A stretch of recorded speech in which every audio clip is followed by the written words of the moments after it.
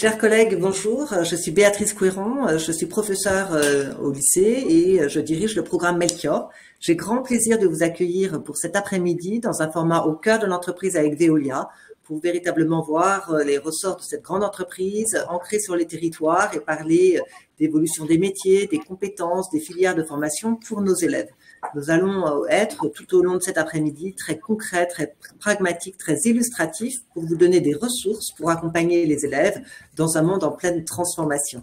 J'ai un grand plaisir d'accueillir nos intervenants de Veolia que je vais laisser le soin à nos collègues Fabien Vergès et Jérémy Burget de présenter. Mais d'ores et déjà, je leur laisse la parole et leur remercie de modérer ce webinaire.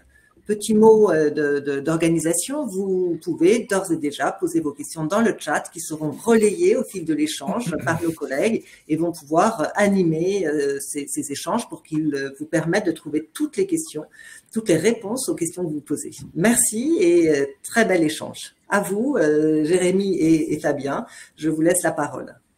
Merci Béatrice, bonjour à toutes et à tous. Donc Fabien Vergès, IAIPR, Histoire-Géographie de l'Académie de Toulouse. Je vais laisser Jérémy se présenter également. Bonjour à toutes et tous, Jérémy Burget, je suis enseignant en lycée Louis Armand de Chambéry en BTS métier de l'eau.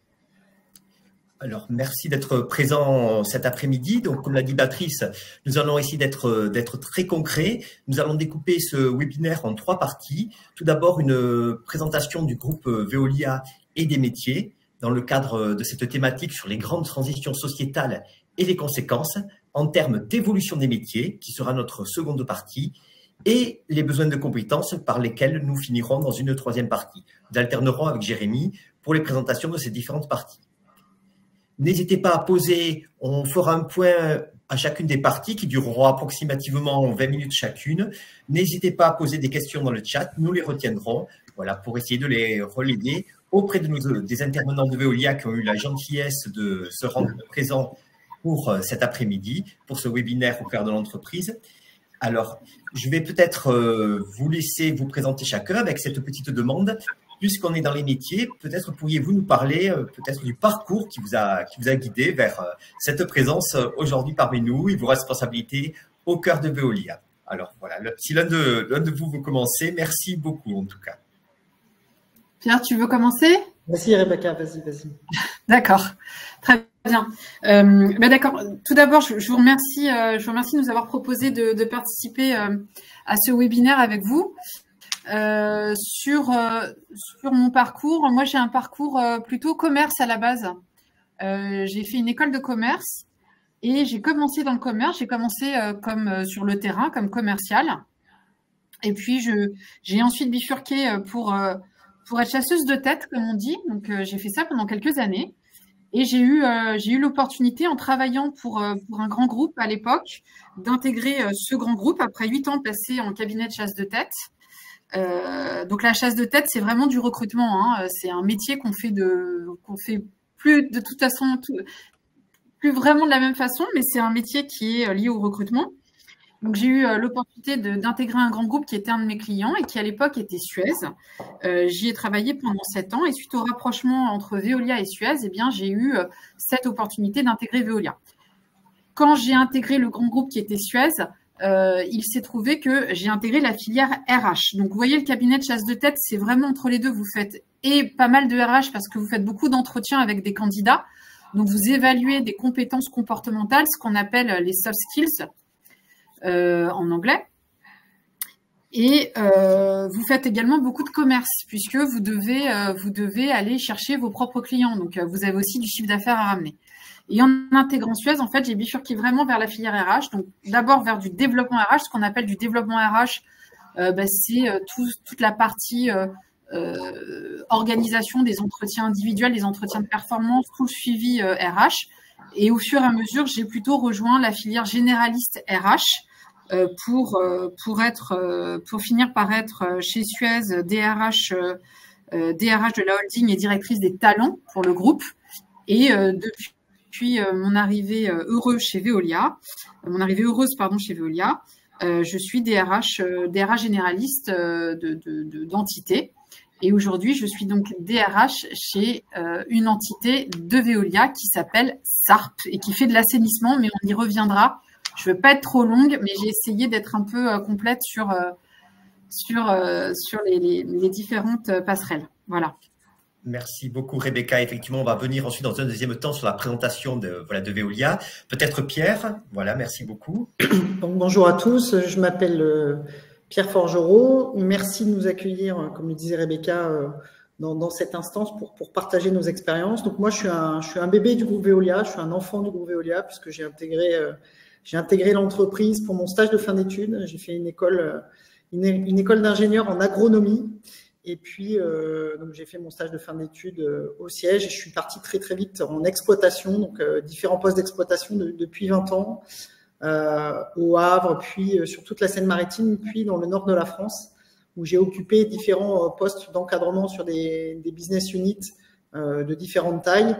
Et de manière assez récente, j'ai été nommé directeur de la région Hauts-de-France pour Veolia Eau, qui donc regroupe les 5 départements de la région et où on s'occupe de gérer les contrats d'eau et d'assainissement attribués par nos clients avec une équipe d'environ 1500 personnes. Donc 20 ans de carrière chez Veolia en ayant fait plein de choses différentes, mais surtout sur des profils d'encadrement de business unit avec une grosse thématique ressources humaines dans le poste, recrutement de différents types de profils, que ce soit des équipiers de terrain, des encadrants intermédiaires ou des cadres de direction. Voilà.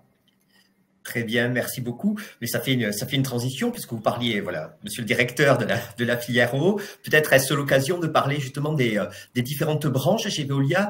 L'an dernier, il y avait eu un webinaire déjà Melchior avec Veolia que vous pouvez retrouver. Mais voilà, pour les collègues qui sont là parmi nous, voilà, si vous pouviez parler finalement des grands secteurs, voilà, grands traits de l'entreprise. Merci. Je vous en prie, je ne sais pas si vous voyez la présentation. On vous a préparé quelques slides avec Pierre pour nos auditeurs qui seraient plus visuels. Donc en Veolia, en quelques chiffres, comme disait Pierre, c'est un très grand groupe. Aujourd'hui, c'est 220 000 collaborateurs. Et nous sommes présents dans 58 pays. Nos métiers, ils sont liés à 3 domaines. On est leader de la transformation écologique dans l'eau, dans les déchets et dans l'énergie. Donc, on est présent dans ces 3 grands métiers, l'eau, les déchets et l'énergie. Ça, c'est au niveau groupe. Si on fait un zoom sur la France, Veolia en France, parce que vous voyez peut-être des camions Veolia, mais c'est peut-être un peu abstrait sur nos métiers. On a, en France, on emploie plus de 50 000 personnes. On a 50 000 collaborateurs et on fait environ 10 000 recrutements externes par an. Ça veut dire que toutes les 20 minutes, on recrute quelqu'un en externe chez Veolia, toute entité confondue. Ce qui fait qu'on est en France le 7e employeur français. On est le 7e employeur, on en est très fiers. On est le 7e employeur privé de France. Donc, on fait 10 000 recrutements externes par an et on a tous les ans, on recrute 2 000 alternants. Donc, on est on est très fiers de ce brassage de ces recrutements que nous faisons. On a 250 installations industrielles parce qu'on a un maillage territorial très, très fort. On a 5700 sites Veolia sur toute la France. On a 5700 sites. Et comme on a des sites, on fait des métiers de service, mais on fait aussi des métiers industriels, on a les deux. C'est pour ça que vous voyez qu'on a 250 installations industrielles. On fait le distinguo entre les installations industrielles et les sites de service. Mais on y reviendra sans doute avec Pierre. Et on a 4 centres de recherche. Voilà pour une présentation de Veolia en France. Je ne sais pas s'il y a des questions, mais voilà grosso modo ce qu'on représente au niveau de la France. Très bien, merci. Donc, si vous passez à la diapositive suivante. Donc, comme le disait Rebecca, on a 3 grandes familles de métiers. Donc, les métiers autour du cycle de l'eau.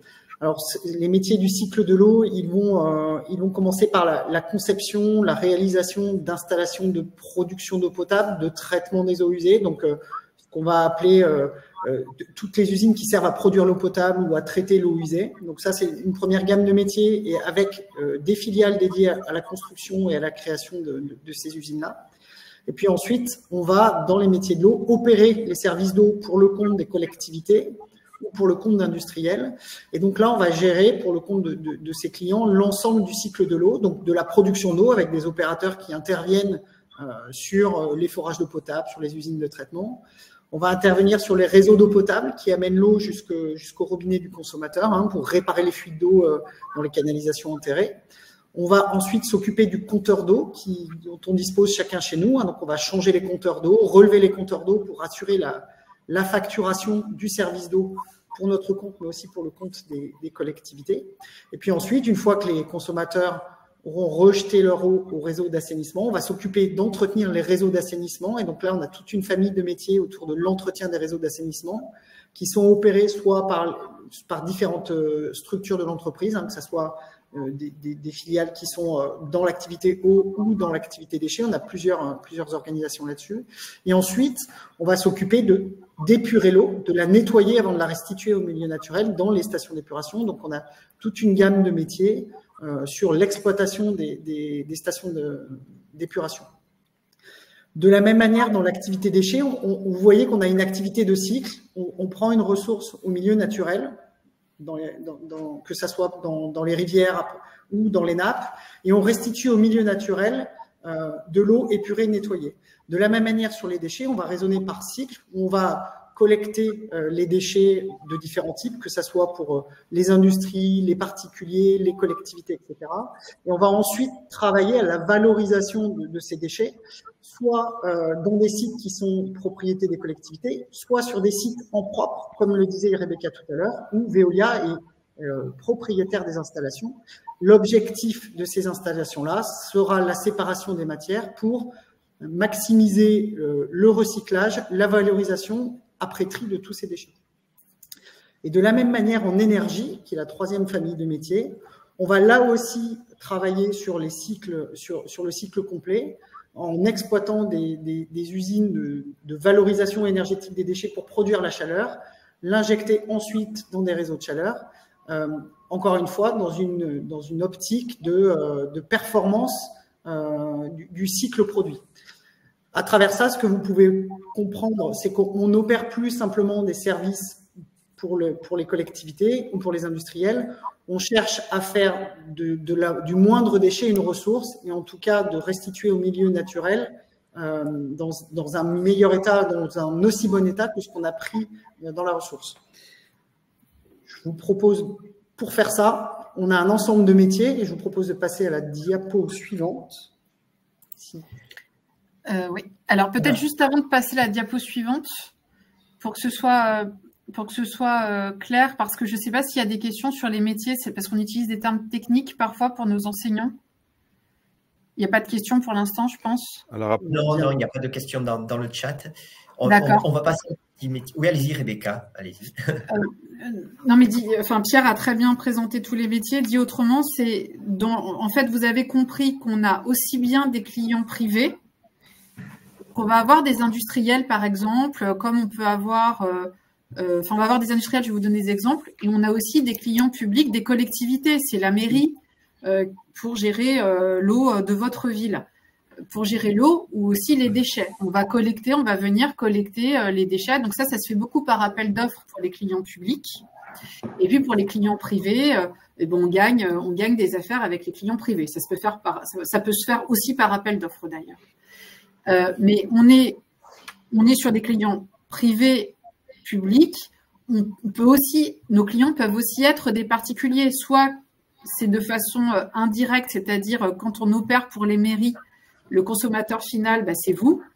Mais on a aussi des métiers où on opère directement chez le particulier, puisqu'en fait, dans les métiers de déchets, notre métier, c'est aussi de venir collecter, traiter des déchets liquides. Comme le disait Pierre. Pierre parlait des eaux usées. C'est l'eau que vous utilisez pour vous brosser les dents, pour prendre votre douche, pour la vaisselle, etc.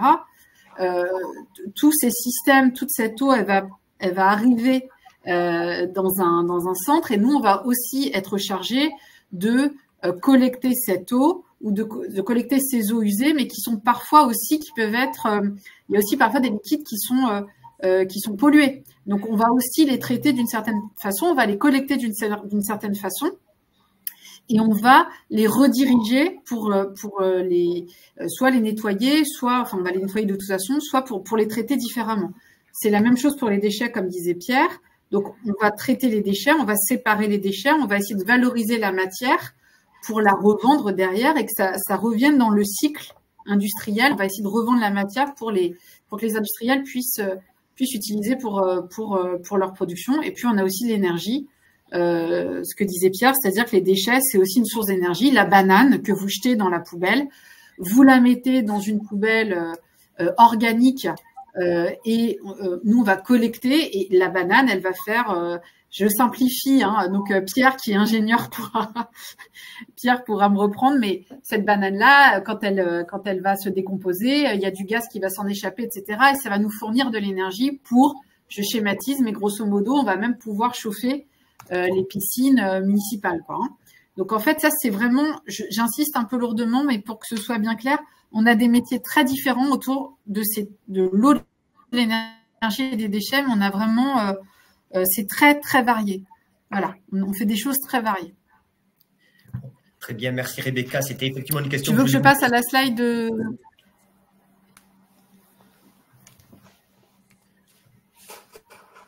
Je passe à la slide d'après? Oui, oui. Du coup, pour faire tout ça, pour faire tout ce que Rebecca a dit et accentué, eh ben, on a besoin de recruter environ 10 000 personnes par an. Et comme on fait plein de choses différentes, on a besoin de s'équiper, de s'accompagner de plein de personnes avec des profils très différents, des niveaux de formation très différents dans l'entreprise, et avec une entreprise qui permet de faire un parcours dans n'importe quel sens, j'ai envie de dire. On le voit avec Rebecca, on le voit avec moi. Les parcours chez Veolia, ça fait partie de l'ADN de l'entreprise. Et donc, on recherche activement chaque année, même pas chaque année, mais tout le temps, des profils qui peuvent aller du CAP au Bac+5 sur des métiers très techniques. Hein, un CAP canalisateur qui intervient dans une équipe pour réparer les fuites d'eau et contribuer à préserver la ressource en eau. Hein. Je vais prendre quelques exemples. Ou quelqu'un qui a un BTS en maintenance d'équipement pour aller faire la maintenance sur une usine de production de chaleur ou sur une installation de méthanisation de déchets, comme le disait Rebecca. La banane que vous avez jetée, elle se retrouve dans une installation de méthanisation qu'il faut piloter. Et par exemple, sur une installation de méthanisation, on a besoin d'opérateurs qui vont injecter les déchets dans le digesteur, mais on a aussi besoin d'équipiers qui font la maintenance des équipements, qui sont les pompes, les automatismes, l'électricité, etc. Voilà 2 exemples de métiers de terrain.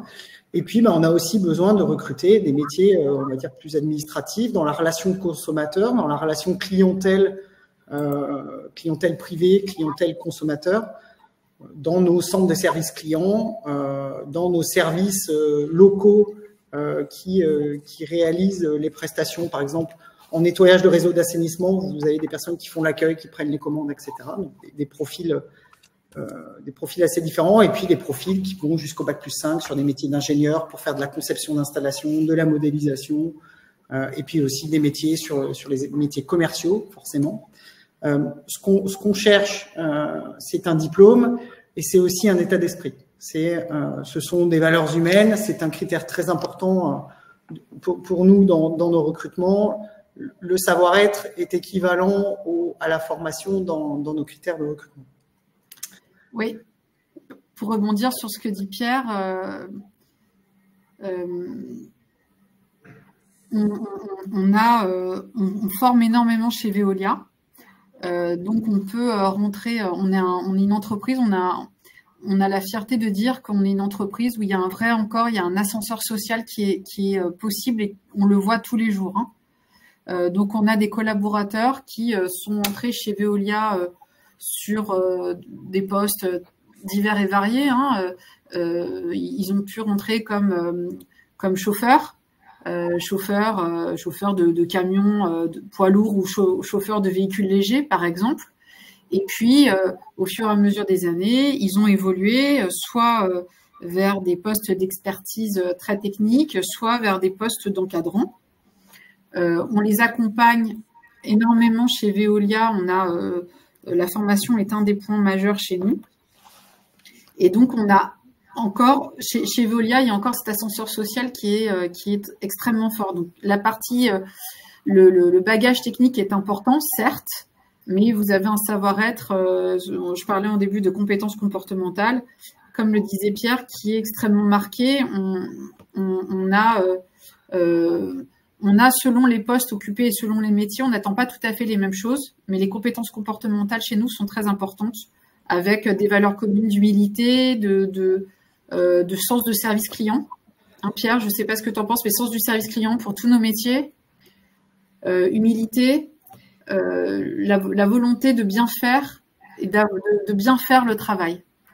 En complément sur la notion de service, la raison d'être de Veolia, c'est de rendre le service à un client. Donc, on vend pas un produit, on vend pas une voiture, on vend un service, on propose un service et avec, sur certains métiers, des notions d'astreinte, de disponibilité 24 heures sur 24 pour maintenir les usines en fonctionnement, pour intervenir sur les installations ou sur les réseaux pour garantir l'alimentation en eau ou en énergie. Et donc, de ce fait-là, dans l'ADN de l'entreprise depuis très longtemps maintenant, il y a cette culture du service public et cette culture du service au public, quel que soit le public, industriel, collectivité, consommateur, mairie, etc. Et donc, c'est quelque chose, quand on rentre chez Veolia, qu'on prend avec soi et qui rentre en nous assez rapidement. Et donc, on a dans les valeurs qu'on expose aux candidats, on parle beaucoup de cette notion de service au public qui, de toute façon, est passée par les pairs dans une équipe. Quelqu'un qui arrive, il comprend très vite quel est l'état d'esprit de l'équipe. La culture du service, la culture de l'intervention d'urgence, elle fait partie de nos métiers. Et elle colle à l'ADN de l'entreprise. Notre métier, cependant, il évolue. On n'opère plus nos services de la même manière que par le passé. Et ce que vous pouvez voir à travers notre première partie d'exposé, c'est qu'on ne fait plus que seulement exploiter des installations ou des réseaux, etc. On travaille vraiment à réduire notre empreinte sur le service qu'on opère. Comment on minimise ce qu'on prend sur la ressource en eau, comment on valorise les déchets, comment on utilise la chaleur dans les eaux usées, en fait, comment on optimise le fonctionnement de ces services-là dans un contexte de transition écologique pour venir un peu au thème de l'échange. Ça guide la transformation des métiers et c'est aussi ce qui donne du sens au fait d'intégrer Veolia. Pouvoir travailler, apporter une toute petite pierre à cette optimisation et à cette culture du service public. Je vais vous prendre 2-3 exemples, si vous me permettez, de profil pour montrer un peu ce qu'on peut faire chez Veolia en rentrant à un poste. Je vous prends un exemple de Julien qui travaille dans la région Hauts-de-France, qui est rentré encadrant intermédiaire BTS Génie Civil. Donc, il est rentré en 2016 dans l'entreprise, il pilotait 4 personnes. Il a fait différents postes d'encadrement, 10 personnes, 40 personnes. Je m'apprête à le nommer en 2024 patron d'un territoire sur un département complet où il va piloter une équipe de 140 personnes, une 60aine de contrats pour un chiffre d'affaires de 34 millions d'euros environ. Donc, on voit que par son parcours, à partir d'un BTS, il peut suivre et comme il aime la boîte et que la boîte considère qu'il a du potentiel, il fait un parcours où il peut vivre différents postes. Alors, l'ascenseur social, c'est pas que à la verticale, ça peut être aussi à l'horizontale en faisant des pas de côté. Et on est aussi très, très attaché à permettre à des gens d'évoluer, de découvrir d'autres métiers à des responsabilités comparables, sur des travaux comparables. Vous pouvez avoir des agents qui rentrent comme chauffeurs poids lourds pour réparer des fuites d'eau, entretenir des réseaux d'assainissement et qui vont peu à peu acquérir de la compétence et de l'expérience et devenir technicien de réseau d'eau, technicien de réseau d'assainissement, chef d'équipe pour réaliser des interventions de nettoyage chez les industriels qui demandent plus d'organisation. Et donc, on permet à ces gens de ne pas avoir que l'ascenseur vertical, mais aussi de pouvoir faire des pas de côté et de faire un parcours où ils apprennent des métiers différents. Très bien, merci beaucoup. Alors peut-être il y a déjà plusieurs questions dans le chat qu'on va vous relayer si vous voulez bien, puis ensuite on poursuivra sur les métiers et les compétences nécessaires. Alors on nous demandait si vous aviez des éléments sur le rayonnement de Veolia en Antilles-Guyane, dans les Drom. Alors, en Antilles, et dans le Grand Est aussi, oui. Dans le Grand Est, dans le Grand Est de la France, c'est ça? Oui. Oui. On est présent. Oui, on est présent. On est présent sur tout le territoire. Alors Grand Est, on est présent sur tous les métiers. Et en Antilles et Guyane, on a des présences également, mais je serai moins précise. Je ne veux pas vous dire de bêtises. Je vais regarder sur l'ensemble de nos métiers, mais c'est certain qu'on est présent. Pierre, dans l'eau, pour toi, tu as une vision? J'ai pas une vision précise, mais je pense qu'on n'a pas des grosses présences sur les Antilles et sur la Guyane. C'est pas des bases où on a des implantations majeures en eau, hein, sur les métiers du cycle de l'eau, s'entend. Hein. En dehors de la Réunion, où je sais qu'on a une base importante. Alors, une autre question, par contre, qui concerne plus directement les métiers. On avait une question sur les centres de formation Veolia. Est-ce que vous pourriez développer, s'il vous plaît? Alors, Oui, bien sûr, pas de problème. Alors, Oui, bien sûr. Sur les centres de formation, on n'a pas de centre de formation Veolia, on fait plus des partenariats, en fait. On prend les alternants... on recrute plus de 2000 alternants par an, donc les alternants viennent de toute formation. C'est très varié, hein. On a des alternants, on peut avoir des alternants bac pro BTS, comme on a des alternants bac plus 5. Donc c'est très varié. Et au niveau des formations internes, on pousse énormément de formations en interne sur certains de nos métiers. On est même organisme de formation. C'est le cas, par exemple, dans l'entité sur laquelle j'opère aujourd'hui. Nous sommes aujourd'hui un organisme de formation, ce qui fait que nous créons nous-mêmes nos formations et nous formons nos collaborateurs avec les formations que nous avons créées, puisque ce sont des formations très techniques qui n'existent pas sur étagère obligatoirement, qui sont liées aussi à nos propres outils ou à des brevets qu'on a déposés nous-mêmes. Et ça, aujourd'hui, on pousse beaucoup sur de la formation aussi interne. En complément, on a eu par le passé ce qui s'appelait les campus Veolia, et peut-être que la personne qui posait la question faisait référence à ces campus. On a eu une trajectoire où on avait effectivement ces campus en propriété groupe, hein, et on alimentait des classes, etc.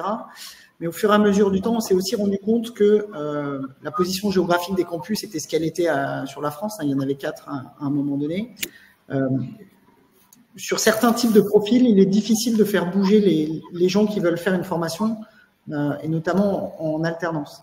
Et donc, du coup, ce qu'on a cherché à faire pour rationaliser les déplacements des étudiants et étudiantes, c'est aussi de se rapprocher des organismes de formation locaux pour des questions de logistique assez simples, hein, c'est-à-dire qu'il faut de logement, il faut se déplacer, partir, et tout ça génère des difficultés pour trouver des candidats sur les formations. Donc, on est plutôt dans une dynamique de travailler avec des organismes de formation locaux qui peuvent avoir différentes formes, hein, et différents types de niveaux de formation, mais plus en local, dans les bassins d'emploi dans lesquels on travaille, à proximité de nos implantations.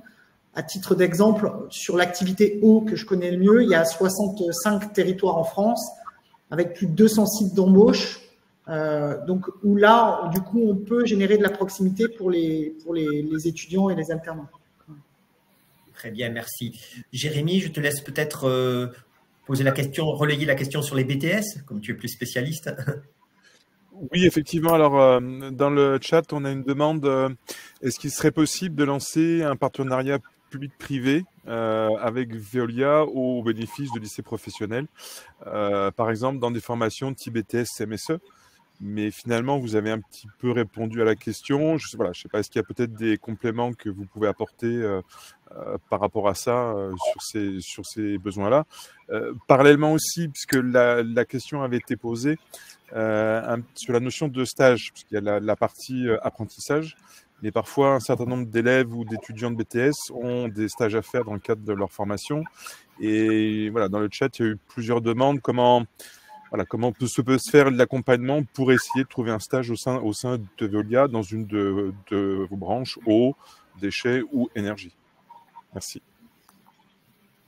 Alors, je commence avec une complète. Alors, du coup, de manière très terrain, dans mon précédent poste, je vais prendre l'exemple du territoire de Lens, mais je pense que c'est valable partout. On est plutôt en recherche de candidats pour des stages ou des alternances plutôt qu'à recevoir des demandes de stage, d'une manière générale. C'est peut-être pas vrai partout, mais en tout cas, moi, je vous livre mon expérience. Donc, moi, ce que je militais à faire avec ma responsable ressources humaines, c'était de dire, ayons sur notre territoire 2-3 organismes de formation, un en maintenance électromécanique, un sur les métiers de l'eau et un sur les métiers terrain, CAP canalisateur, etc., sur lesquels on a un lien privilégié et où on capte, entre guillemets, des profils, des candidats qui veulent faire soit de l'alternance, soit des stages. Donc, on est vraiment sur du contact local parce que pour moi, c'est là où on trouve le plus d'efficacité dans le partage des candidats que d'avoir je vais dire, un partenariat très général, très positionné haut dans l'organisation et qui fait que ça aura du mal à redescendre. Donc, c'est plutôt l'interface locale entre la responsable ressources humaines du territoire concerné pour Veolia et les 2-3 organismes de formation locaux. 2-3, ça peut être plus selon la taille des équipes, mais les organismes de formation locaux pour créer des passerelles et de la proposition de profil de stage de manière plus réactive. Voilà. Mais bien sûr qu'on est plutôt friand de recevoir des candidats pour faire des stages sur nos métiers parce que c'est un premier pas dans l'entreprise, d'une manière générale. Bon, c'est une bonne nouvelle pour les enseignants qui nous écoutent. Oui, il y a une question qui avait été posée. Ah, pardon. Non, je complète ce que dit Pierre. Sur les stages, il y avait une question. Ah, pardon. Non, oui, pour la partie des stages. Pardon, ouais, non. On va y arriver. Non, on poste des annonces. Il y a des annonces. Les stagiaires y répondent. On a des annonces aussi au moment de la campagne d'alternance. Elle démarre chaque année, elle démarre à peu près en février-mars. Et puis, elle se termine finalement fin septembre. Pierre, je pense que c'est partout pareil pour toutes les entités. On est à peu près dans ces eaux-là. Donc, on poste des annonces. On a des partenariats effectivement très locaux avec parfois certaines écoles ou avec certaines associations. Et puis, j'entendais parler du BTS MSE, on est très friand aussi de ce type de formation, BTS MSE, Bac Pro sur la gestion des pollutions et la protection de l'environnement aussi, sont des formations qui nous intéressent beaucoup. Alors, j'en cite 2 parmi beaucoup d'autres, parce que vous avez compris, c'est très varié. Mais on est très friand. On travaille aussi avec l'éducation nationale justement pour une refonte. En ce moment, mon directeur de la formation qui peut-être se joindra à nous parce qu'il est avec la fédération en ce moment des métiers de la performance environnementale, donc tout ce qui est assainissement et maintenance industrielle, travaille à une refonte justement avec l'éducation nationale sur les compétences liées à ce type de formation. Justement, par rapport à ce que vous avez dit... Pardon. Non, oui, sur le fait que vous postiez des offres, enfin des propositions de stage, est-ce qu'il faut aller sur un site de Veolia comment pour un collègue qui souhaiterait avoir des renseignements pour trouver en fait l'endroit où vous contactez? Alors j'ai compris, vous avez dit à un moment, effectivement, je comprends que les contacts avec les RH locales, et d'ailleurs je pense que tout à l'heure on parlera aussi comment vous êtes implanté sur le territoire. Donc je comprends que l'idée quand même c'est aussi d'aller vers les RH de Veolia dans les ancrages territoriaux, pour avoir ce contact-là. Alors, on a un site carrière qui est global. On a un site Veolia Carrière qui est global. Tout est sur le site et vous avez des filtres. Donc, les étudiants peuvent choisir la zone géographique, peuvent choisir les métiers. Est-ce que plutôt c'est des fonctions support, des RH par exemple, de la communication, de la finance, ou est-ce que ce sont plutôt des métiers en exploitation? Et ils peuvent voir les annonces qui sont postées. Donc, c'est vraiment Veolia Carrière. Et après, beaucoup de RH, nombre d'entre nous, on va rebasculer parfois les annonces sur certains autres sites, type Indeed par exemple, ou des sites spécialisés pour les alternants. On fait parfois des partenariats, on teste des choses pour avoir plus de visibilité, parce que spontanément, les étudiants peuvent ne pas penser à Veolia, même si on a plutôt une bonne notoriété spontanée, mais peut-être que parfois les étudiants ne voient pas trop ce qu'on fait. Mais Veolia Carrière, il y a tout, enfin il y a tous nos métiers sur toutes nos zones géographiques. C'est un outil groupe et donc on poste nos annonces dessus. Ça peut être repris sur d'autres sites, mais le mieux c'est quand même Veolia Carrière. Hein. Pierre, je sais pas ce que tu en penses, mais alors j'allais dire oui et non, parce que pour le coup, tous nos opérationnels, nos encadrants intermédiaires n'ont pas le réflexe de systématiquement rédiger une demande interne de publication d'une offre de stage. Par contre, quand ils reçoivent un candidat, quand ils reçoivent, en tout cas, quand on reçoit le profil d'une personne, souvent, c'est comme ça qu'on va réfléchir. On va se dire, tiens, là, j'ai un profil qui m'est proposé.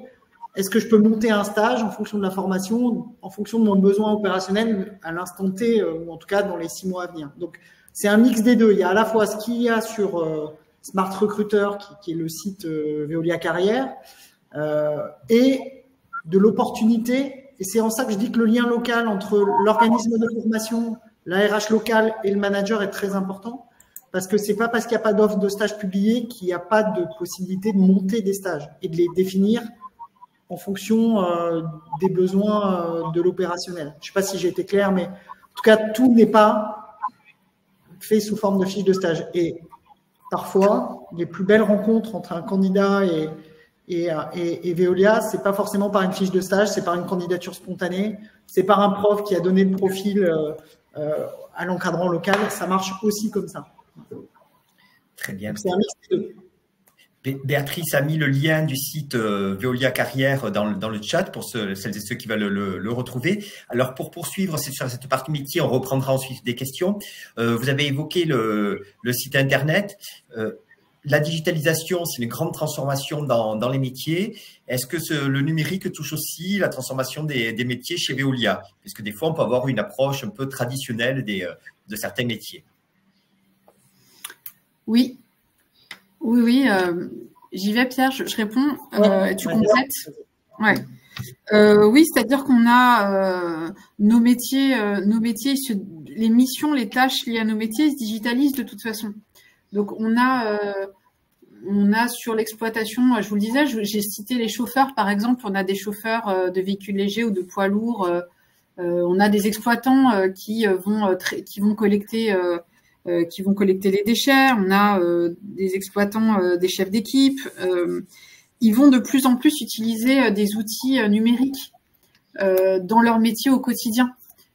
Par exemple, ils peuvent utiliser un outil numérique pour les tournées de collecte. Quand vous faites collecte de déchets, vous avez une tournée. Donc, ils vont utiliser un outil numérique pour dire par où ils sont passés, etc. Par exemple. Sur les déchets, on va utiliser des outils numériques parce que, comme on est très réglementé, on doit rendre des comptes aux législateurs aussi, puis à nos clients sur les déchets qu'on collecte et qu'on trie et qu'on recycle. On va tout rentrer aussi via des outils numériques. On utilise beaucoup des data. Aujourd'hui, on a beaucoup de données de la part de nos clients qu'on doit faire mouliner entre guillemets pour leur donner aussi une vision de ce qu'ils ont en termes de déchets. Est-ce que les déchets baissent, montent, leur consommation d'eau, d'autant plus qu'on est tout le monde entend parler de stress hydrique, donc les collectivités aussi, ça je laisserai Pierre plutôt aller là-dessus, mais on a beaucoup aussi de métiers liés au numérique. On a beaucoup de profils aussi qui manient de la data au quotidien. Donc ça va être aussi bien les exploitants qui utilisent des outils numériques, Mais on a aussi chez Veolia des directions digitales, par exemple, direction de la performance, où ils vont mettre en place un certain nombre d'indicateurs de mesure pour mesurer la performance, et donc ils utilisent la data au quotidien. Et puis tous les métiers, de toute façon, on se pose nous-mêmes la question, chez Veolia, on se pose la question à tous les étages, entre guillemets. En ce moment, chez Veolia, on se pose la question de l'intelligence artificielle.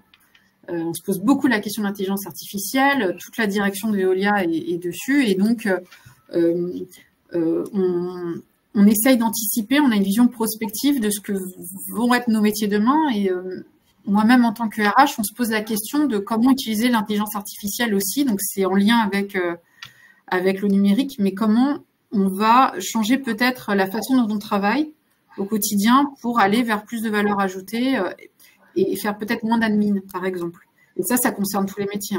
Pierre, je te laisse peut-être compléter sur cette partie-là. Oui, tu as fait déjà une réponse assez complète, mais en complément, le digital, en fait, c'est... Avant, on faisait de la traçabilité papier de notre activité. Maintenant, on fait de la traçabilité digitale. Donc, la plupart de nos équipiers de terrain ont un smartphone, comme nous tous, et rendent compte de l'intervention dans le smartphone, ce qui remonte dans les bases, et ensuite, ce qui est analysé par d'autres types de profils qui en font des compilations, des analyses, etc., du reporting à nos clients. Ce qui veut dire que dans les formations, et en tout cas dans le bagage qu'on demande à tous nos équipiers, qu'ils soient terrain ou pas, c'est de savoir se servir d'un smartphone, d'une boîte mail, et d'être capable de synthétiser leur activité terrain dans ce qu'on appelle un retour d'intervention. Voilà. Ça, c'est la première partie, c'est en plus de la tâche métier, c'est comment je rends compte de ma tâche métier à travers le digital. Et puis, on a des métiers qui se digitalisent parce qu'on met de plus en plus de capteurs sur nos usines, sur nos réseaux d'eau potable, sur nos réseaux d'assainissement, chez les consommateurs. On parle du télérelevé des compteurs d'eau, on parlait de sobriété des usages d'eau. On met en place le compteur d'eau télérelevé comme ça existe sur le gaz ou sur l'électricité. Donc, ça génère de nouveaux métiers d'entretien de ces capteurs, de compréhension du fonctionnement de ces capteurs. Si je vous prends un exemple un peu atypique, vous savez que quand on a des canalisations enterrées, on fait ce qu'on appelle de la recherche de fuite d'eau sur les réseaux d'eau. Et donc, on a des agents qui font cette recherche de fuite, mais on peut aussi installer des capteurs à l'écoute des réseaux, et ces capteurs, ils enregistrent le bruit des canalisations pendant toute la nuit. Le lendemain matin, devant un ordinateur, il faut analyser le fonctionnement du capteur pour détecter s'il y a une fuite ou pas sur le secteur considéré. Et ça, ce sont des métiers qui n'existaient pas avant. C'est une manière d'opérer le métier de technicien qui est différente d'avant. Il faut être à l'aise avec un ordinateur, il faut être à l'aise avec le fonctionnement d'un capteur, analyser des courbes, ce qui n'était pas forcément le cas auparavant. Voilà, donc on a un métier qui se digitalise et où l'intelligence artificielle vient faciliter notre compréhension du fonctionnement des installations, d'une usine d'eau potable, d'une installation de traitement des eaux usées. Et donc, nos métiers se digitalisent parce qu'on a de plus en plus d'équipements qui ramènent de la donnée dans le fonctionnement quotidien, que ce soit pour les équipiers de terrain ou aussi pour la partie administrative de notre activité. On a des métiers, on utilise beaucoup de drones et de robots. Par exemple, on a de l'inspection télévisée chez Veolia. Ça veut dire qu'on va utiliser des robots qui vont aller regarder comment sont l'état des tuyaux chez nos clients dans une ville. Peut-être vous voyez des camions de chez nous, d'ailleurs, des camions Sarp Veolia. Et vous voyez que vous avez deux opérateurs qui regardent dans les regards. En fait, ce sont des petits robots qui descendent. Et eux, ils ont une caméra. Et ils font un état, donc il faut bien se repérer. Ils ont un plan, il faut savoir lire un plan. Et après, ils font des captures d'écran, de vidéos, etc. Mais il y a pas mal de drones et de robots dans la maintenance industrielle aussi pour nos clients industriels. Quand on entretient les outils industriels de nos clients, on utilise pas mal de drones et de robots, quoi. Très bien. Bon, écoutez, on voit que Veolia suit toutes les grandes tendances, voilà, drones, intelligence artificielle, digitalisation, transition environnementale. Alors Pierre, vous avez commencé à répondre, peut-être c'était ma question, effectivement, il y a de nouveaux métiers. Alors plus peut-être là en lien avec la transition environnementale, est-ce qu'il y a eu des évolutions là aussi sur la dernière question sur la partie métier? On prendra une ou deux questions avant de passer à la dernière partie. On est parfaitement dans les temps. Est-ce qu'il y a eu une évolution par rapport à cette transition environnementale sur l'arrivée de nouveaux métiers? Alors, typiquement, je parlais du télérelevé des compteurs d'eau, première activité très majeure en termes de changement de pratique. On l'a vu avec Gaspard sur le gaz, avec Linky sur l'électricité. Les services d'eau de plus en plus changent et donc les métiers autour du compteur d'eau sont en train de changer. Les métiers classiques et historiques, c'est le releveur du compteur d'eau qui passe chez nous une fois par an pour relever notre index pour servir de base à la facturation du service d'eau. Aujourd'hui, et depuis quelques années déjà, et demain, on va dire à plus grande ampleur, parce que des collectivités majeures mettent en place le télérelevé des compteurs d'eau. Exemple de Lille dans ma région qui va équiper 380 000 compteurs avec le télérelevé. Ça veut dire que le métier du releveur de compteurs, il va disparaître dans la durée au profit du métier d'équipier qui va s'occuper de faire de la maintenance des compteurs de télérelevé, qui nécessite des compétences un peu différentes, plus de compétences digitales, puisque vous avez sur le compteur d'eau une petite tête qui prend le relevé du compteur et qui l'envoie par onde radio à un central de supervision. Et donc, dans la durée, il faudra faire la maintenance de ces petits équipements. Comme il peut y avoir de la maintenance sur un compteur Linky, on aura de la maintenance sur le compteur d'eau. Elle n'est plus la même que le job du releveur de compteur. Vous voyez, la transition écologique, la recherche d'économie d'eau fait qu'on engage, en fait, on change un métier progressivement. De la même manière, je parlais du technicien de recherche de fuite. Avant, il avait un casque avec un matériel assez simple en termes de recherche de fuite et de points d'écoute. Là, maintenant, il a un ordinateur avec des capteurs qu'il installe, qu'il laisse travailler la nuit. Ensuite, les capteurs remontent les informations sur l'ordinateur. Il fait une analyse de données sur l'ordinateur. Avant, il faisait ça sur le terrain, à proximité du réseau, bouche à clé par bouche à clé, point d'écoute par point d'écoute. Son métier, il change, etc., etc. Pareil sur les stations d'épuration, mais aussi, par exemple, sur les métiers du nettoyage des réseaux d'assainissement ou le camion de nettoyage des réseaux d'assainissement. C'était avant, on va dire de manière caricaturale, une pompe, une grosse pompe qui faisait beaucoup de bruit pour aspirer. Et bien maintenant, vous avez un camion qui est beaucoup plus digital, beaucoup plus digitalisé, qui peut enregistrer des données de fonctionnement plus poussées, qui est plus sécurisé en termes de fonctionnement et qui donc nécessite que notre équipier il pilote une machine qui est beaucoup plus technologique qu'avant, sécurisée. Et donc, son métier, il évolue. Donc, tous les métiers sont tirés par la digitalisation, par des matériels roulants, des matériels, parler de drones, etc., qui font que leur complexité croît. Et donc, la technicité des métiers, elle suit cette tendance-là. De la même manière, et peut-être un dernier exemple, Rebecca, avant de te passer la parole, réparer une fuite d'eau dans une canalisation enterrée il y a 15 ans, et réparer une fuite d'eau maintenant, c'est plus le même métier. Pourquoi? Parce que les risques sur les réseaux gaz, électricité sont beaucoup plus présents maintenant. Concentration dans des fouilles, dans des trous beaucoup plus fortes. Donc, nos équipiers doivent savoir utiliser une tablette, lire un plan, ce qu'on appelle une DICT, déclaration de commencement de travaux. Donc, le plan du réseau gaz, électricité, savoir mesurer des distances, comprendre leur environnement, ce qui était moins le cas, ça peut paraître surprenant, mais ce qui était moins le cas il y a 10, 15 ans, 20 ans. Voilà.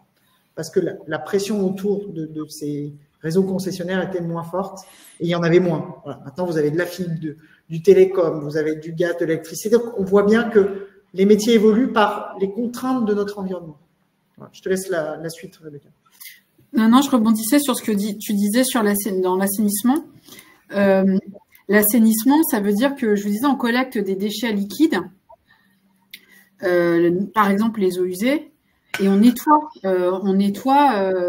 On va collecter, par exemple, aussi, tiens, ça va parler aussi aux enseignants, on va collecter, par exemple, des graisses, on va collecter des huiles alimentaires dans les restaurations rapides.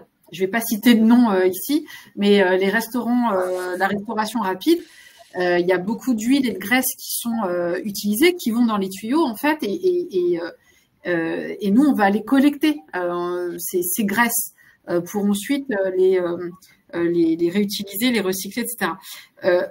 On nettoie en fait parce qu'à un moment donné, c'est pas toujours ce qui est le plus propre. On utilise beaucoup l'eau, on utilise beaucoup la haute pression, et on se pose la question parce qu'aujourd'hui en plus on est obligé d'utiliser de l'eau potable. C'est en plus avec les problèmes d'eau qui arrivent, la réglementation aujourd'hui nous impose d'utiliser de l'eau potable, mais ça va changer. On pense que dans quelques temps, on pourra utiliser de l'eau usée pour nettoyer ces canalisations. Mais ça, on le voit bien au niveau de la transformation écologique, parce que nous, on fait du lobbying pour dire aussi, il faut qu'on utilise autrement cette eau potable. Et on utilise beaucoup l'eau. Et on se pose même la question de se dire, est-ce qu'on pourrait ne pas utiliser de l'eau demain? Donc, on se pose la question de comment on va faire demain. Et puis, je prends un autre exemple. Avant, on s'occupe toujours, d'entretenir les canalisations dans les immeubles. Quand les canalisations étaient plus bonnes, on les cassait, ça faisait des déchets. Aujourd'hui, on a breveté quelque chose pour ne plus les casser. Donc, en fait, on fait couler de la résine qui s'appelle de la réhabilitation verticale. C'est hyper intéressant. Et en fait, c'est de la résine qui coule dans les canalisations pour éviter de les casser. Et donc, ça fait perdurer la durée de vie de vos canalisations, etc. Ça, c'est lié aussi à la transformation écologique. Parce qu'en fait, vous produisez moins de déchets, vous avez une durée de vie des canalisations qui est beaucoup plus importante. Donc ça, c'est 2 exemples parmi d'autres, mais c'est concret. Très bien, merci beaucoup pour ces exemples. On est parfaitement dans les temps, on a des intervenants efficaces. On va pouvoir passer à la 3e partie, peut-être qui va particulièrement intéresser nos auditeurs sur les compétences. Vous avez commencé à en parler sur les filières. Alors Jérémy, je crois que tu avais une petite intervention à faire en préambule de cette partie. Oui, alors je vais peut-être laisser parler nos intervenants sur la partie formation interne, et puis après je compléterai. Donc l'idée effectivement dans cette partie besoin de compétences, c'est d'avoir une présentation de nos intervenants de chez Veolia pour voir quels sont leurs besoins actuellement, quels sont les métiers un petit peu en tension dans les différents secteurs qui sont proposés par Veolia, le secteur eau, le secteur énergie et le secteur déchets. Et puis quels sont les profils que vous recherchez. Et à un moment, vous l'avez abordé tout à l'heure, mais je pense que ça peut être intéressant de revenir sur la notion de savoir-être. Voilà, il y a les savoir-faire, il y a des diplômes, mais derrière, c'est un besoin aussi et faire comprendre que nous, on puisse transmettre à nos jeunes que cette dimension est importante pour les recruteurs que vous pouvez être. Alors, en termes de formation interne, comment Veolia procède? Voilà, donc je ne parle pas de la formation dont vous avez parlé, Campus Veolia ou autre structure. On reviendra après sur les diplômes qui peuvent être proposés. Mais en tout cas, en termes de formation interne et d'évolution des compétences des uns et des autres, comment ça fonctionne au sein de Veolia? Sur les formations, c'est très personnalisé. Enfin, ça peut être personnalisé comme ça peut être par filière. Excusez-moi, je me reprends. Par exemple, on va décider, on va mettre en place une nouvelle technologie, une nouvelle technique. Je vous parlais tout à l'heure de la réhabilitation verticale, la résine. On a créé une formation. On a créé une formation pour les opérateurs qui vont utiliser cette technique. Et donc, on va envoyer tous nos opérateurs dans cette formation de plusieurs jours. Il va y avoir une certification à la fin et ils vont être formés d'un point de vue technique. Donc ça, c'est global, c'est pour un ensemble de populations, comme vous pouvez aussi avoir de l'accompagnement personnalisé. Pierre, tout à l'heure, parlait de mobilité interne. Il disait que, par exemple, ce qui est vrai, la mobilité interne chez Veolia est extrêmement importante. Vous pouvez vraiment changer aussi de filière. Une personne qui peut être amenée à changer de filière, qui veut changer de filière, on va aussi l'accompagner. On va mettre en place un accompagnement personnalisé en lui procurant des formations adéquates. Sur les formations, je ne sais pas si c'est des questions plus précises sur le type de formation pour nos métiers, ou je ne sais pas si j'ai répondu à votre question. Après, oui, c'était un petit peu l'idée aussi. Alors, en termes de formation interne, comment vous pratiquez. Par exemple, quelqu'un qui est dans un métier qui a envie de changer, ou quelqu'un qui a un niveau opérateur qui veut passer à un niveau supérieur. Est-ce qu'il y a quelque chose Est-ce qu'il y a pas un plan de carrière, parce que je pense pas que le terme, mais est-ce qu'il y a des plans de formation qui sont mis en place ou en plus de l'accompagnement personnel individualisé? Est-ce qu'il y a des choses plus globales, plus d'ensemble au sein de Veolia? Alors, c'est pas évident de vous répondre parce que il y a pas de plan préconçu. On va construire les choses un peu sur mesure. Alors, mais je vais faire un lien avec nos implantations parce que ça peut faire un peu bizarre de dire que Veolia, 220 000 personnes, est capable de faire des choses sur mesure. On a des entités, en tout cas chez Veolia Eau, je vais parler et puis Rebecca complétera. Chez Veolia Eau, on a et je vais parler de ma région, mais c'est valable partout en France, on a des territoires qui regroupent entre 100 et 250 personnes. Et à l'intérieur de ça, vous avez plusieurs encadrants et un soutien de l'équipe ressources humaines de la région, donc avec un ou une responsable ressources humaines. Et donc, quand on va embaucher quelqu'un, on va pas dire il va faire ça pendant 3 ans, puis ça pendant 3 ans, puis ça pendant 3 ans. On va plutôt avoir un réflexe de dire vous voyez dans le territoire dans lequel vous travaillez, regardez les exemples de un tel, un tel et un tel. Il a pu faire 3 expériences différentes sur les 10-12 dernières années. Et donc, si un jour vous avez envie de faire d'autres choses, à travers l'entretien professionnel, l'entretien annuel, on est capable de réfléchir à des trajectoires dans l'entreprise. Des exemples, j'en ai à l'appel de gens qui sont rentrés et qui ont fait 3-4 métiers différents. Pour autant, on n'a pas vous n'allez pas être réparateur de fuite sur les réseaux, puis changer les compteurs, puis faire la maintenance des têtes émettrices, puis ça va dépendre de la performance de la personne, ça va dépendre de ses appétences et ça va dépendre des besoins de l'entreprise en fonction du moment où la personne exprime des souhaits de bouger. Cependant, il y a quand même des parcours un peu classiques. Le releveur de compteurs qui va ensuite changer les compteurs, qui va ensuite faire de la maintenance de tête, qui peut ensuite passer sur de l'accueil client parce qu'il a cette fibre-là, c'est des parcours qu'on voit régulièrement. Un opérateur qui a un CAP canalisateur qui commence à réparer les fuites, qui va ensuite faire des branchements neufs, ensuite des travaux neufs, qui ensuite va aller peut-être piloter le réseau d'eau potable d'un petit secteur, puis d'un plus gros secteur pour devenir technicien de réseau d'eau ou devenir technicien de recherche de fuite. C'est des parcours qu'on voit régulièrement. Je vous prends un métier sur les usines et là, je vais dépasser le métier du service d'eau, mais on va dire sur nos installations industrielles, vous pouvez être opérateur de premier niveau sur comment je mets les déchets dans l'unité de méthanisation, comment je fais la réception des matières que je reçois sur l'usine. Et au fur et à mesure de votre expérience, vous allez faire de la maintenance de premier niveau, puis vous allez peut-être faire une validation des acquis ou un complément de diplôme pour devenir faire de la maintenance de 2e niveau, 3e niveau sur de la mécanique, etc. Donc, on a des parcours quand même qui se dessinent, mais ils ne sont pas complètement structurés volontairement pour se laisser la possibilité de faire évoluer les gens aussi en fonction de leurs souhaits. Je ne sais pas si je réponds bien à la question, mais voilà quelques exemples de parcours. Oui, oui. D'accord. Et puis après, vous avez des trucs un peu dans la... Pardon. Oui. Un peu dans la même idée, non, je vous en prie. Au sein de Veolia, actuellement, est-ce que vous avez identifié des métiers et donc initialement des formations qui sont particulièrement en tension, dans lesquelles vous avez des besoins? Alors j'imagine que vous en avez dans tous vos différents secteurs, mais est-ce que, voilà, parce qu'après l'idée c'est de dire pour les collègues qui sont là, pour des conseils avisés vis-à-vis de nos élèves qui sont en 3e, qui sont en seconde, quelle filière choisir? Parce qu'au bout, voilà, est-ce que je vais vers un métier où j'ai de l'emploi ou est-ce que je vais vers un métier où finalement les besoins sont un petit peu limités et qui permettrait peut-être d'aider un certain nombre de jeunes à s'orienter vers soit plus l'eau, les déchets ou l'énergie par exemple? Ben, on a la maintenance, c'est une filière énormément en tension en France, la maintenance. On cherche énormément de techniciens de maintenance, énormément. On a énormément de mal à en trouver. Donc ça c'est voilà, il y a de quoi faire. On cherche toujours des techniciens en général pour nos métiers opérateurs dans l'assainissement.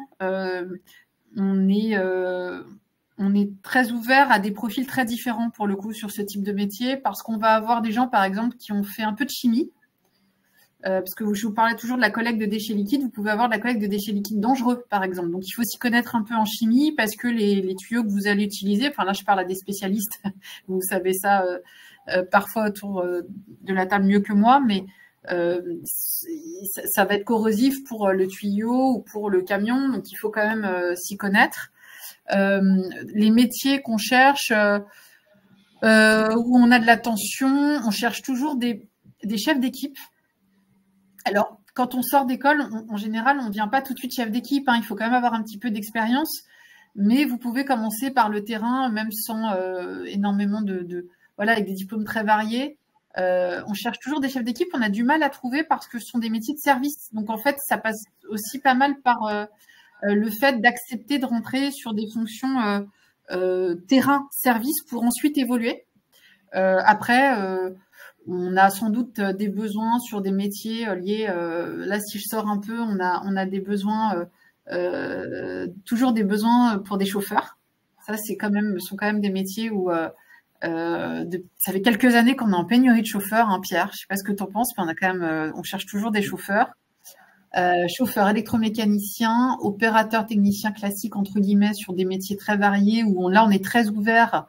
Bac pro, BTS, ce dont je vous parlais sur l'assainissement, sur l'informatique, la cybersécurité, voilà, on cherche toujours en général. Qu'est-ce que tu vois d'autre, Pierre? Mais je pense que tu l'as bien résumé. Moi, je vais répondre un peu directement à votre question. Quelqu'un qui fait une formation avec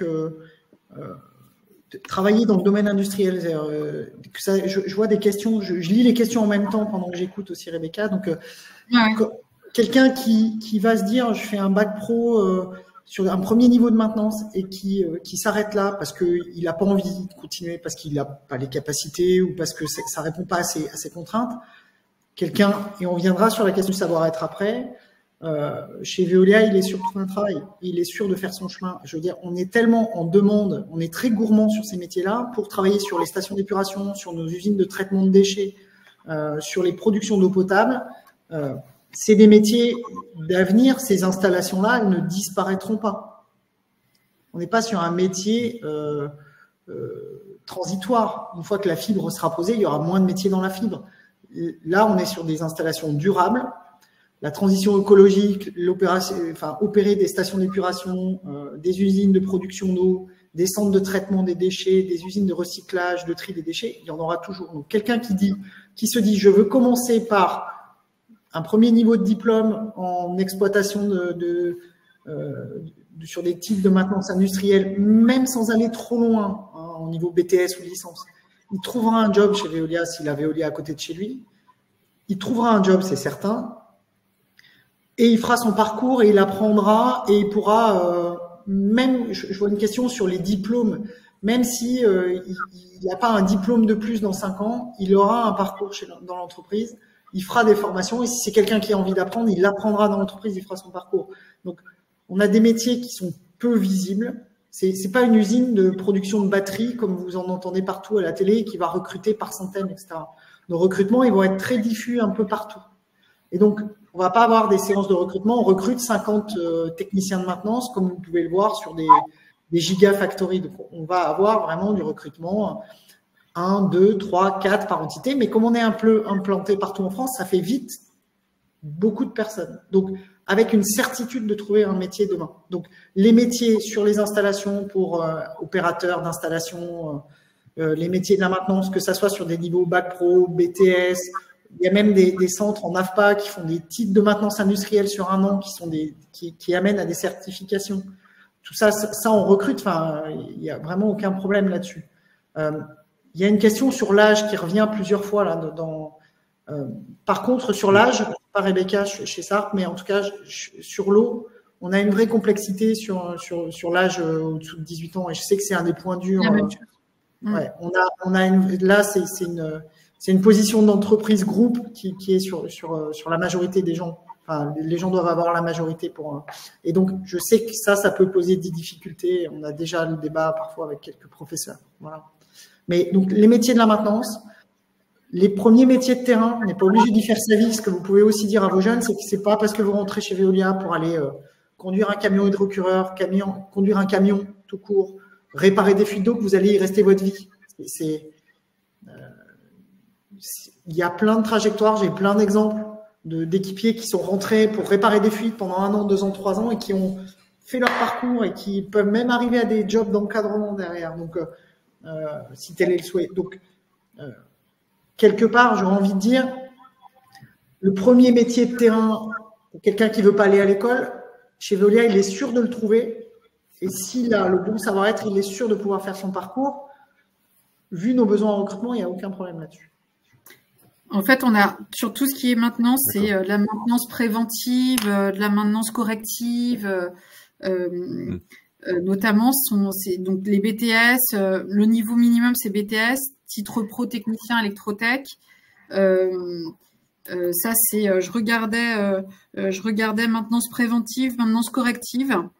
Au-delà des opérations élémentaires, ça c'est le premier niveau, mais et puis on a un niveau qui correspond à ce qu'on recherche beaucoup, c'est pour des travaux importants de maintenance, parce que en fait, comme on a des usines un peu partout aussi et des sites un peu partout en France, on va avoir quelqu'un qui doit être très polyvalent sur le site, parce qu'il va toucher un peu à tout. Il va toucher à l'électricité, mais pas que. Il va toucher à de la maintenance au sens large du terme. Donc ça s'acquiert avec l'expérience, mais il doit avoir quand même un minimum. Donc au fur et à mesure, il va acquérir de l'expérience, il va être plus à l'aise pour à la fin faire des travaux quand même importants, donc du préventif et du correctif avec des travaux d'amélioration.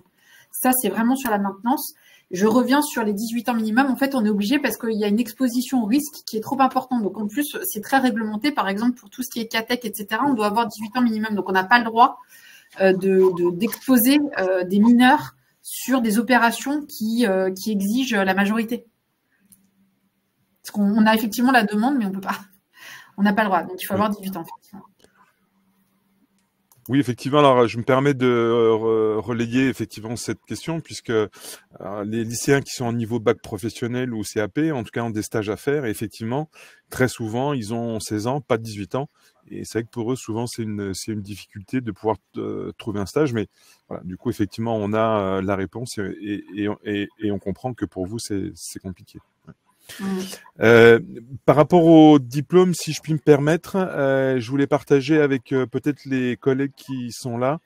Voilà, ce document avant de revenir un petit peu sur les métiers, puis la notion de savoir-être, on en avait parlé un petit peu, et puis je pense que vous l'avez recité à plusieurs moments, mais ça me semble important.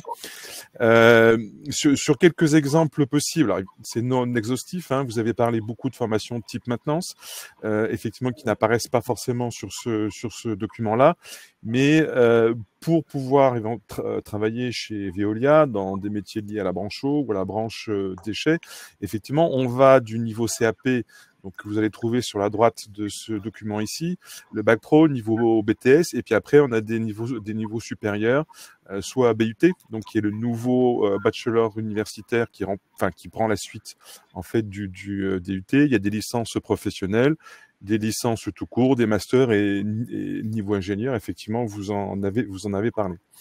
Quand on a des jeunes, que ce soit dès le collège ou dès la seconde, en fonction voilà, de l'envie qu'ils ont, à partir de la troisième, voilà. Donc il y a le niveau CAP, le niveau bac pro avec les secondes pro.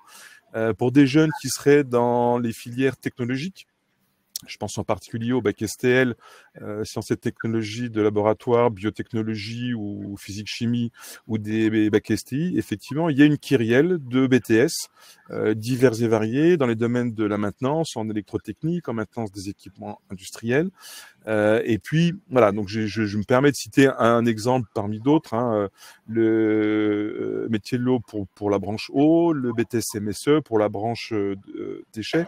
Donc après, on peut retrouver des informations et des compléments sur les brochures de l'ONICEP, hein, qui sont toujours intéressantes. Et puis après, effectivement, au-delà, niveau plus que BTS, les bachelors, comme je le disais, le niveau de master et les niveaux ingénieurs. Donc l'idée peut-être, c'est que effectivement, à un moment, en fonction des besoins dans les métiers, vous parlez de maintenance ou autre, ça peut être intéressant après pour les collègues d'essayer d'orienter ou d'aider le choix de leurs jeunes pour choisir une formation qui après leur permet peut-être d'accéder à un des nombreux métiers que vous proposez. Et effectivement, dans les secteurs de l'eau, de l'énergie, des déchets, ils sont effectivement extrêmement nombreux. Oui, on a la filière... Pardon. Non, on a la filière hygiène-environnement. Ouais, on a la filière hygiène-environnement qui est intéressante. Vous parliez des bacs pro, on a le bac pro, j'en parlais, de la gestion de la pollution, la gestion des pollutions, la préservation de l'environnement qui est intéressant pour nous. On a le CAP aussi, PUCR, alors je ne sais plus ce qu'est l'acronyme, mais pour les déchets et le recyclage. Excusez-moi, mais je vous laisse compléter pour le CAP PUCR, qui à chaque fois me fait dit PUCR, voilà. Mais ça peut être intéressant. Et juste, je rebondis sur ce qu'on disait en termes de formation. On a des cursus diplômants. Hein. On a des cursus diplômants, donc si besoin, on a des blocs de compétences, des titres et diplômes pour l'évolution, ce que disait Pierre, hein, pour l'évolution de toute la vie pro. Donc on travaille en collaboration avec l'Éducation nationale sur ce sujet. D'accord. Et pour les moins de 18 ans, c'est intéressant de savoir effectivement pour les collègues. Ouais. Et pour les moins de 18 ans, du coup, ça sera, il y a la possibilité de faire des stages, mais ça sera des stages d'observation, sans manipulation. Ça ne veut pas dire qu'on ne peut pas les prendre. Hein. C'est parce que du coup, on a dit 18 ans, que les professeurs qui sont connectés se disent pas, ben mince, ils peuvent pas. On peut faire des stages d'observation, mais ça sera pas, il n'y aura pas de manipulation. D'accord. Donc, quand vous dites un stage d'observation, c'est-à-dire qu'ils vont accompagner les équipes opératives en train de... Oui. Mais ils ne manipuleront pas. Ils peuvent observer, mais ils ne manipuleront pas. Oui. D'accord. Alors, vous l'avez dit à plusieurs reprises, mais voilà, quand on avait préparé ce webinaire, j'ai senti que c'était important aussi pour vous, la notion de savoir-être. Le fait que vous recherchiez aussi dans vos profils, voilà, je sais que Monsieur Forgeron en a déjà parlé un petit peu tout à l'heure, mais peut-être de revenir un petit peu là-dessus, parce que vraiment, enfin, il me semble, en tant qu'enseignant aussi, c'est un message qui, je pense qu'il est important qu'on relaie auprès de nos jeunes. Trouver un emploi, c'est pas que c'est pas que aller avec un diplôme et se présenter à un entretien d'embauche et dire je voudrais faire ça. Il y a aussi, voilà, un certain nombre de savoir-être et voilà, ce que vous pourriez dire en tout cas pour Veolia, ce qui est important pour vous, pour que nous après on puisse effectivement avoir aussi un petit peu ce discours d'information auprès de nos jeunes. Okay. Ouais. Alors, je commence. C'est vrai que c'est moi qui ai mis ce point dans la prépa. Je vais être un peu brutal, mais c'est déjà venir aux entretiens quand ils sont calés avec un responsable ressources humaines. Je vous prends un exemple récent. Hein, c'est que quatre candidats retenus pour un entretien la semaine dernière sur un poste terrain sur notre zone lilloise, aucun des 4 ne s'est présenté à l'entretien. Voilà, donc le premier savoir-être, c'est le respect entre le candidat et l'entreprise. Le respect est dans les deux sens, hein, bien entendu. Mais c'est que les candidats, quand ils candidatent, ils se présentent à l'entretien. Ou alors, ils déclinent, mais ils informent. Bon, j'enfonce une porte ouverte, mais c'est l'expérience que nous vivons au quotidien. Là,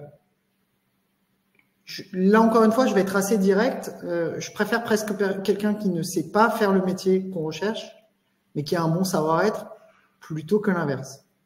C'est-à-dire que dans nos entités, souvent vous intégrez des équipes où il y a de l'expérience, de la compétence, et il y a beaucoup de formation par le compagnonnage terrain, par le collectif.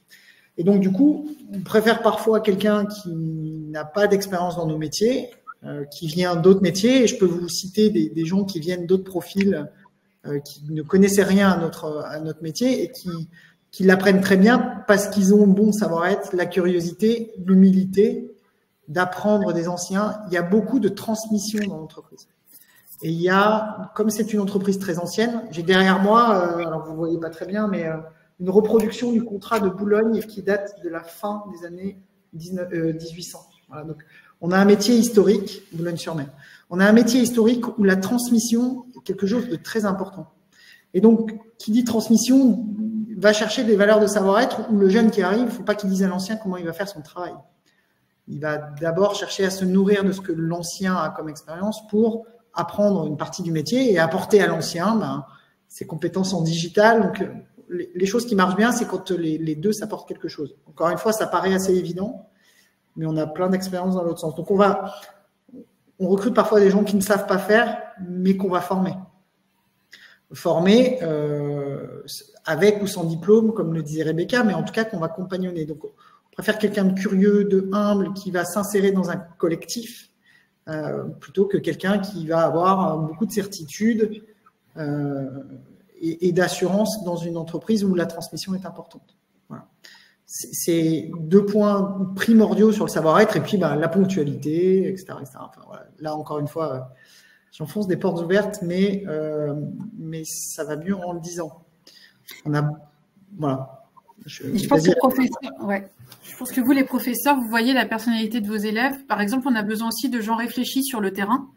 Je vois dans les métiers de l'assainissement, il faut vraiment prendre le temps de regarder le chantier, de voir comment est organisé le chantier, de réfléchir à comment on va faire, et des personnalités qui veulent faire vite. C'est dangereux en termes de sécurité. On a quand même des métiers qui peuvent être accidentogènes. On a des métiers qui sont on fait très attention en termes de santé et sécurité, et on se rend compte que les accidents qu'on a, ils sont surtout liés au comportement humain. On a beau mettre toutes les règles, on a beau avoir des règles, on a 12 règles qui sauvent, on a 10 standards métiers, 12 règles qui sauvent, 5 piliers.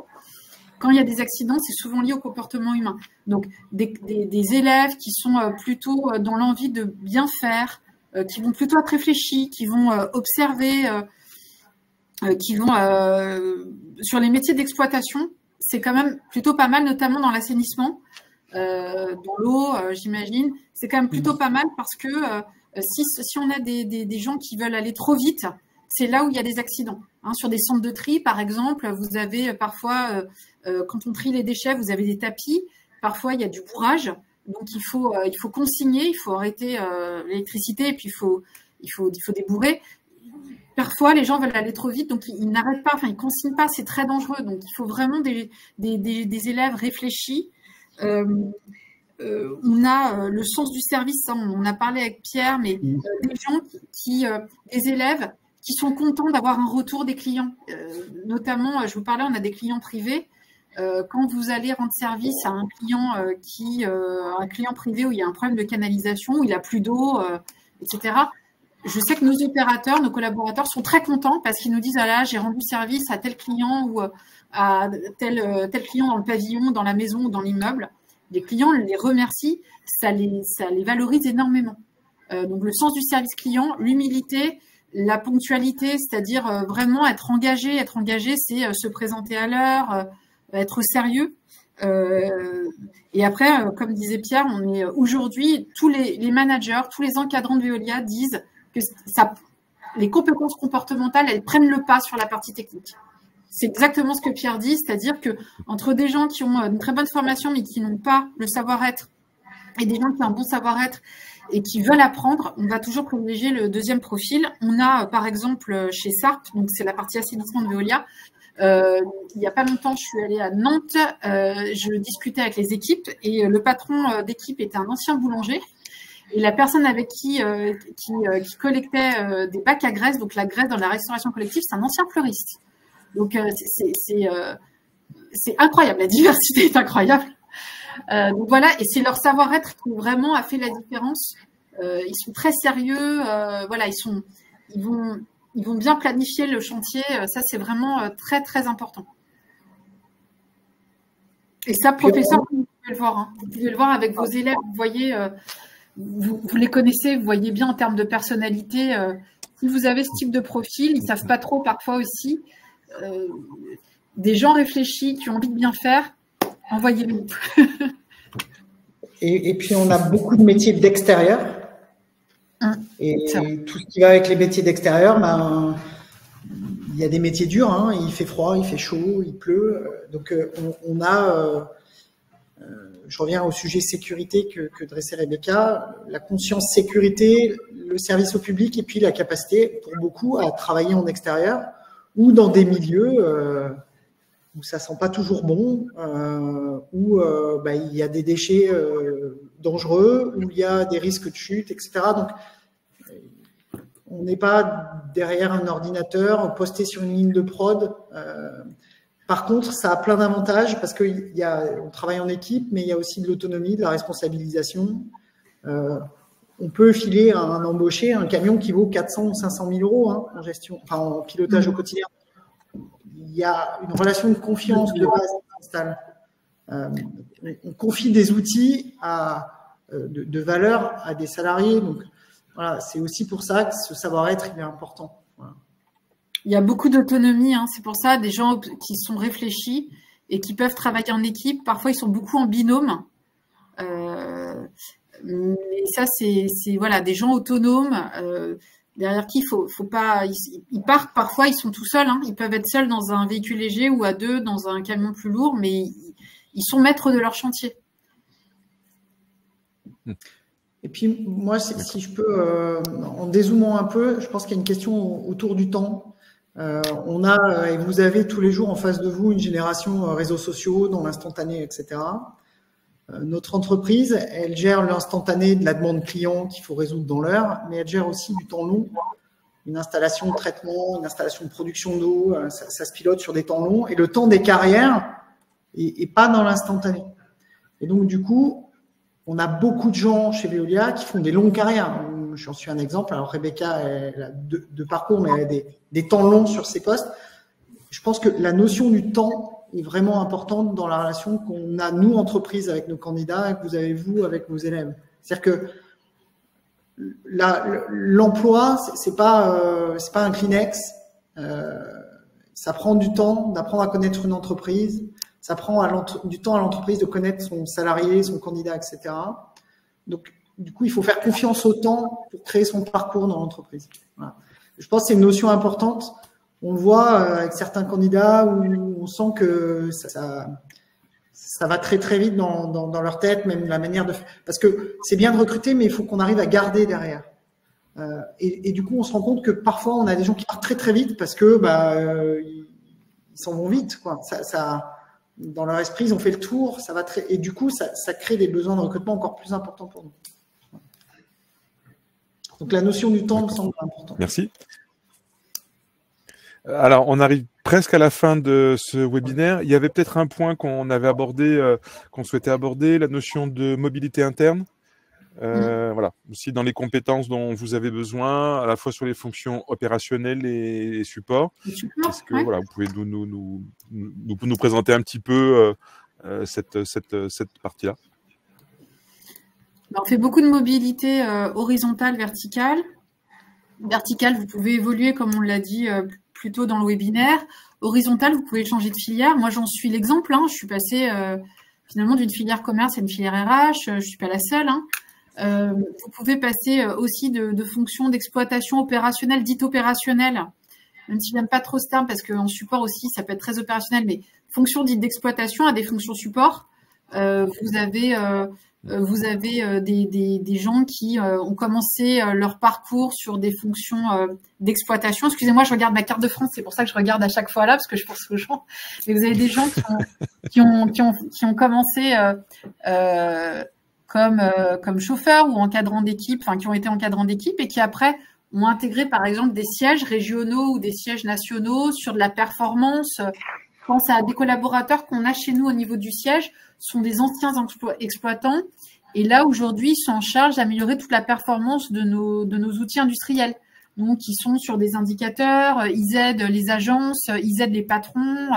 Donc il y a aussi beaucoup de passages entre fonctions opérationnelles et fonctions support. C'est très encouragé chez nous parce qu'on veut vraiment que les collaborateurs qui sont en fonction support, c'est bien, c'est encore mieux quand ils sont passés par des fonctions opérationnelles. Comme ça, ils voient bien de quoi on parle, les besoins du opérationnel. La mobilité, que vous dire d'autre? La mobilité chez nous, elle est très importante. Quand on a un poste, il est d'abord ouvert en interne et c'est toujours priorité à l'interne.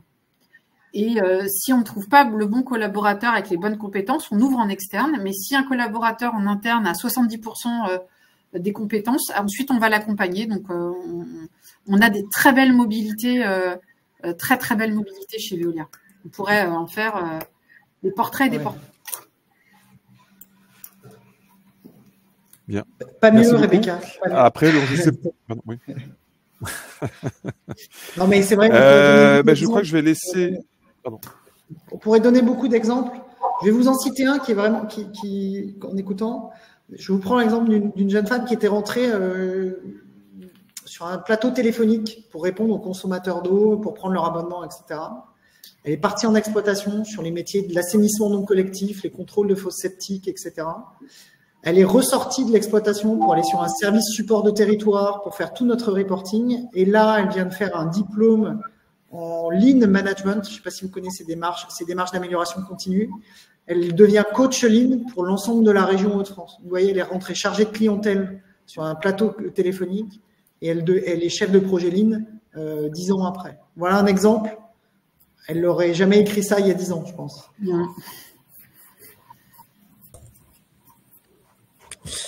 Merci.